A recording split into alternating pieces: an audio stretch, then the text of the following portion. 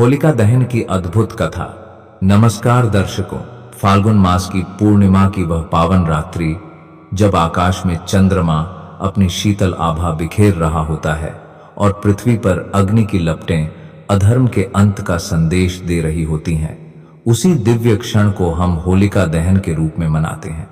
परंतु क्या आपने कभी सोचा है कि इस अग्नि के पीछे छिपी कथा क्या है? यह केवल लकड़ियों का दहन नहीं, बल्कि अहंकार, अत्याचार और अधर्म के विनाश की अमर गाथा है। प्राचीन काल में एक अत्यंत शक्तिशाली असुर राजा था, हिरण्यकशिपु। उसने कठोर तप करके वरदान प्राप्त किया था कि वह न दिन में मरेगा, न रात में, न घर के भीतर, न बाहर, न अस्त्र से, न शस्त्र से, न मनुष्य से, न पशु से। इस वरदान ने उसके भीतर ऐसा अहंकार भर दिया कि उसने स्वयं को ही ईश्वर घोषित कर दिया। उसने आदेश दिया, संपूर्ण राज्य में केवल उसी की पूजा होगी। परंतु उसी के महल में जन्मा उसका पुत्र प्रहलाद भगवान विष्णु का परम भक्त था।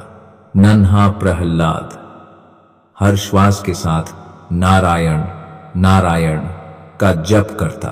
पिता के क्रोध, दंड और धमकियों के बावजूद उसकी भक्ति अडिग रही। हिरण्यकशिपु का क्रोध अब सीमा पार कर चुका था। उसने प्रहलाद को मारने के अनेक प्रयास किए। कभी ऊंचे पर्वत से गिराया गया, कभी विष पिलाया गया, कभी हाथियों के पैरों तले कुचलवाने का प्रयास हुआ, परंतु हर बार ईश्वर की कृपा से बालक प्रहलाद सुरक्षित बच गया।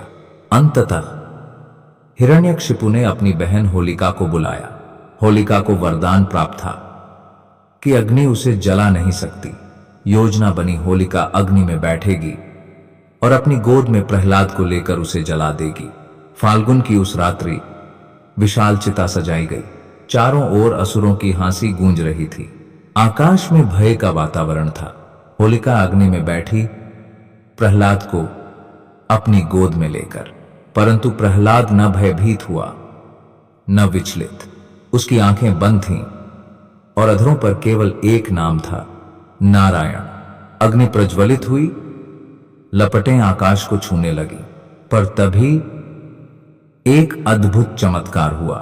जिस होलिका को अग्नि से वरदान प्राप्त था, वही अग्नि में जलने लगी, और जिस बालक को जलाने के लिए वह बैठी थी, वह अग्नि के मध्य भी सुरक्षित रहा। क्यों? क्योंकि वरदान तभी तक प्रभावी होता है जब तक उसका उपयोग धर्म के लिए हो। अधर्म के लिए प्रयुक्त शक्ति स्वयं का विनाश कर देती है। होलिका अग्नि में भस्म हो गई और प्रहलाद की भक्ति की विजय हुई। यह दृश्य देखकर भी हिरण्यकशिपु का अहंकार नहीं टूटा। तब संध्या समय, न दिन न रात, भगवान विष्णु ने नरसिंह अवतार धारण किया। न आधा मनुष्य, न पूरा पशु, न घर के भीतर, न बाहर, न अस्त्र, न शस्त्र।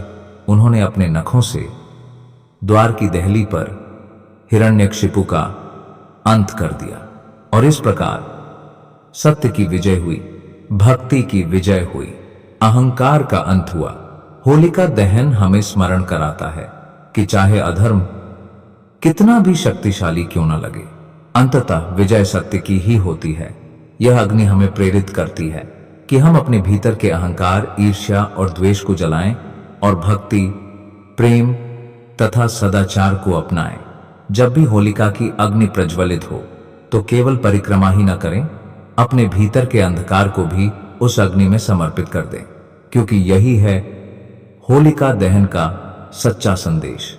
जय श्री विष्णु, जय भक्त प्रहलाद। आप सभी को पावन होलिका दहन की हार्दिक शुभकामनाएं।